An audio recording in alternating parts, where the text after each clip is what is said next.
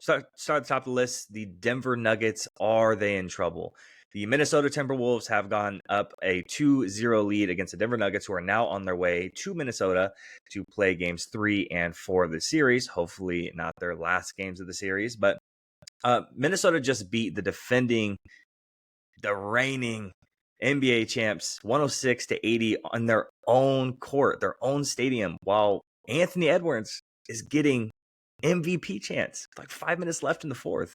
They're chanting MVP, MVP while he's taking free throws in their own court. It was when they beat them and they went up 1-0. It was the last team that beat them on their home court was like all the way back in March, like middle of March, and they were the ones to do it in the regular season, like the last ones. So this doesn't look good for them, especially going back to Minnesota. We could talk about all the problems that they had. The Nuggets shot 34% from the field the last game, 16 turnovers, only 16 assists. Rudy Gobert was out, and they still couldn't take advantage of that. Michael Malone can go over adjustments for Friday's game until he's blue in the face. But at the end of the day, for me, if Denver can't match the intensity and the physicality of the Minnesota Timberwolves, then they're going to be in trouble for the rest of the series. Drew, what do you see with how this series is going? What adjustments do they have to make? And who does it start with and end with on this Nuggets team? Can we talk about Jamal Murray real quick? Oof. Yeah, we definitely can talk about Jamal Murray. How does my guy not get suspended? Like you throw two different things at the official, and I don't know if you saw his non-apology today, which was an absolute joke. Yep. I was talking about this yesterday with a buddy, and I was like, the thing about Murray is he doesn't have a track record of this kind of thing. He's not Draymond Green. You know what I mean? So he kind of gets a pass, I think. But then his answer at the scrum today was embarrassing. That's super embarrassing. Like, it is what it is. It happened. We're moving on. Like, come on, bro. You threw shit at an official. And you can tell me that in the moment you got really angry and you just like threw your arm and you forgot you were holding something, but you did it twice. So you threw a towel first and then threw the heat pack right after. And not only did it land on the court, and then it got kicked, and then Cat stepped on it at the same time. Like, people could say what they want. Like, the guys on TNT, they're like, oh, if you get hurt from that, you don't deserve to play in the NBA. You're not built for it. It's like, dude, these guys are like Cat's over 7 feet tall. And if the man steps funny, having that much weight come down on his ankle kind of funny when he's not expecting it, it can lead horribly. Those are those soft tissue, random injuries, those freak accidents that aren't supposed to happen. Yeah, guys get injured like that all the time, Chuck. Yes, you can get injured like that. Shout out to the ball boy that rushed out there, like snatched up the first one real quick.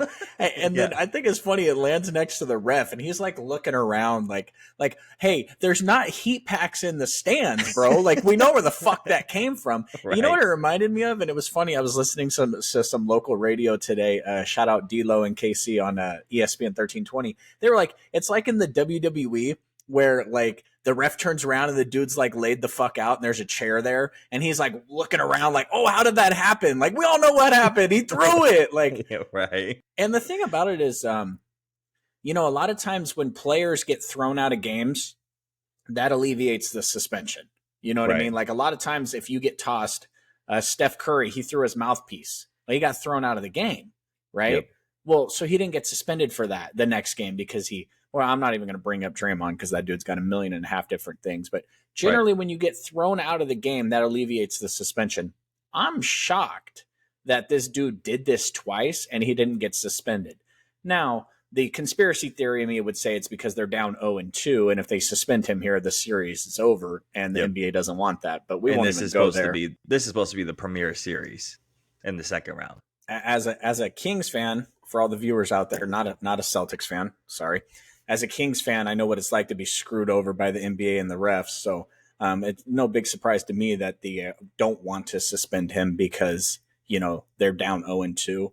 But that whole thing was just crazy. I mean, I guess, like I said, he gets a little bit of leeway because of his history, not have ever done anything crazy like this before.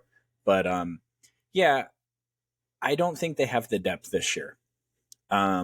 I think this is a team that next year Aaron Gordon's gone, a couple other things are gone, and they are going to have to bring in some depth. Jokic just looks like You can't operate at an MVP level your entire career. I mean, I guess you can if your name's LeBron James. But outside of that, Jokic has had an incredible run the past 4 years. He doesn't look great this season. He hasn't looked great in the playoffs. Did you lose me? No, I got you. Okay. Not his fault. It's just some years you just don't have it. You know what I mean? The Nuggets have been really good for a really long time. These teams have made adjustments. They've prepared for it. It's hard to be Yep. the hunted. I don't really hold anything against the Nuggets on this. Eventually, you fall short. Yeah. We've seen it with the Warriors. We've obviously seen it with the Lakers. I think the series is probably over just because even if they steal one going back home, this Minnesota Timberwolves team and what Ant is able to do, the way he can go to the next level. Even watching the game the other night, he didn't play. He didn't go for 40. He didn't play Right. incredibly well. But it was like every single time Denver started to make a run, he was like, nope, I'll make a shot. You Yep. know what I mean? Like it was like every time they were going to try to get back into the game, he was like, nope, let me get a bucket here. And that's what a superstar is, right? correct. That's you Correct. always when your team is not making shots, when things aren't falling your way and the defense isn't coming together, you look to your guy, right? And that's not Cat, that's not Rudy Gobert, that's not Jaden McDaniels, that's Anthony Edwards. You look to him, and you saw it in the first game, and you certainly saw it in the second game as well, is them immediately turning back and looking at him and being like, we need something from you. I know you're in the game every single minute, but this is the time to step up again. And he does it time and time again, especially in these playoff runs. And listen, when we're talking about Denver and not looking great, and it's not just this series, right? It's the last series too. They go from a series where they can come back from 10 and 20 point deficits against the Lakers, who are ranked 23rd in defensive rating. No big man that has the answers for the Joker. No wing defensive player to have an answer for Michael Porter Jr. He had 28 and 8. That's what he was averaging in the series. And then no answer for a now injured Jamal Murray. Now they face a team that has answers for Michael Porter Jr. and Jaden McDaniels and has 2 7-footers, including a now 4-time Defensive Player of the Year and the 6th Man of the Year, Naz Reid. When Rudy was out because of his kid, shout out, respect. Naz played really well. And then, they have the lock for Jamal Murray. Yes, he's injured, but Anthony Edwards is locking up whoever is in front of him at this moment. And then, not to mention, this is the number 1 team in the league for defensive rating all year long. I know you and I talked about it in the beginning of the year. Hey, the Timberwolves look pretty damn good, and that game came up against the Celtics. I'm like, let's see how good their defense really is, and they beat us. I still remember Ant had 5 fouls going into overtime, and they beat us, and he just played discipline, and he turned it on to the next level. That's just who they are. Denver can't make shots from the perimeter, and the Nuggets aren't getting into the paint. The Denver guards are having issues bringing the ball up to the floor. I mean, we saw them, Jamal Murray literally getting crowded right past the half court line, and he can't get the ball out barely.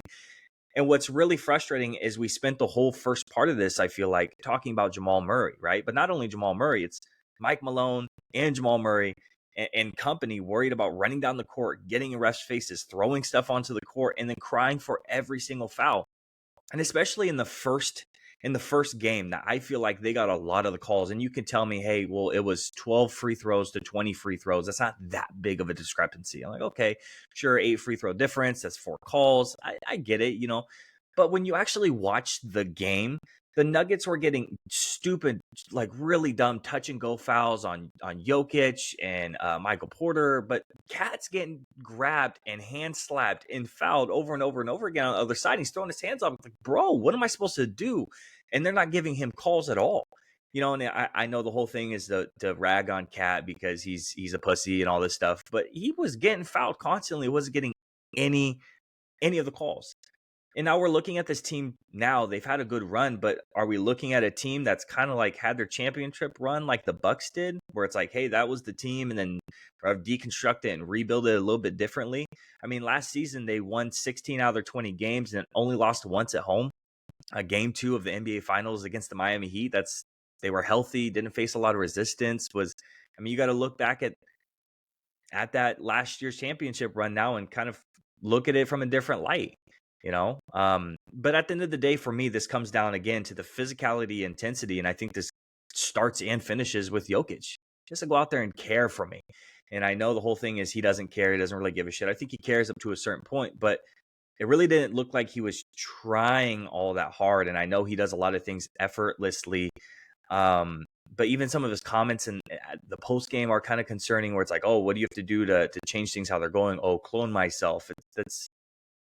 You have other guys on the court who are just as good, who are good enough to play defense and work together as a team. Like, you're not the only dude out there. Like, it's a little concerning what he has to decide what he wants for this series.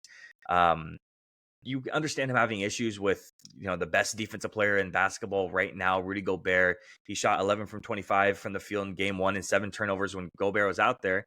And he scored 30 points and he grabbed his rebounds, but his stats look great, but he looked like shit in game 1, frankly. Yeah, and what's worse is he's out game 2, Rudy Gobert is, and in 38 minutes, he takes 13 shots and turns the ball over 4 times. I mean, we've seen Jokic dominate Gobert before. The bubble Jokic is where he realized that he could be a dominating scorer, and that was against Gobert. I'll tell you this. This is the reason why they lost game 2, and everyone can hate on this or not, but from the opening tip about 3 minutes in, Michael Malone was more concerned with fighting the 3 guys in the refs' uniforms than they were about the other 5 guys on the court. Absolutely. It felt like Michael Malone was trying to put a charge up his team's ass by getting thrown out of the game. I mean, there was a timeout. They were going to timeout. Anthony Edwards walks up to the ref to complain about something, and Michael Malone threw it. He didn't throw him out of the way, but he pushed him out of the way so he could continue to scream at the official. And I'm just like, I get it, but your guys' is focus being on the referees and not this really good defensive team that's in front of you. And I give all the credit in the world to the Timberwolves. They remind me Absolutely. a lot, not to cross sports here, but they remind me a lot of the Seahawks, the Legion of Boom from back in the day, where they were basically like, you know what? We're going to commit defensive pass interference and hold on every fucking play. The refs can't score. They can't call it every time. The Minnesota Timberwolves are coming out and they're being physical from the jump. They are putting their hands on people from the jump. Yep.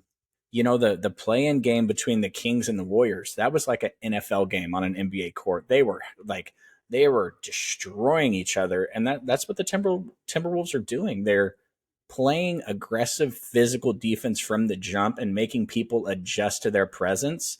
And frankly, Jokic has kind of got a little bit of that, reputation about him. He doesn't really like that kind of stuff. And I just think that for them to win this series, to move on, it's going to take a level of play from Jokic that, people are going to criticize me because I said Jokic. It's going to take a level of play from him that he hasn't shown really much this season, and I just don't know if he has it in the tank.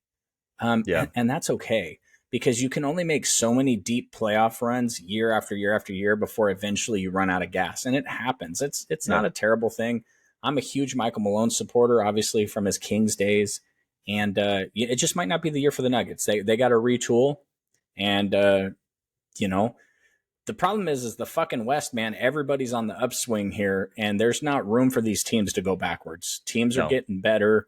There's a couple teams that have a great cap space situation and, a lot of picks like the Oklahoma City Thunder and, teams like the Spurs that are going to be looking to get a lot better. So they're going to have to figure it out quick or they're going to get left behind. Absolutely. I agree 100%.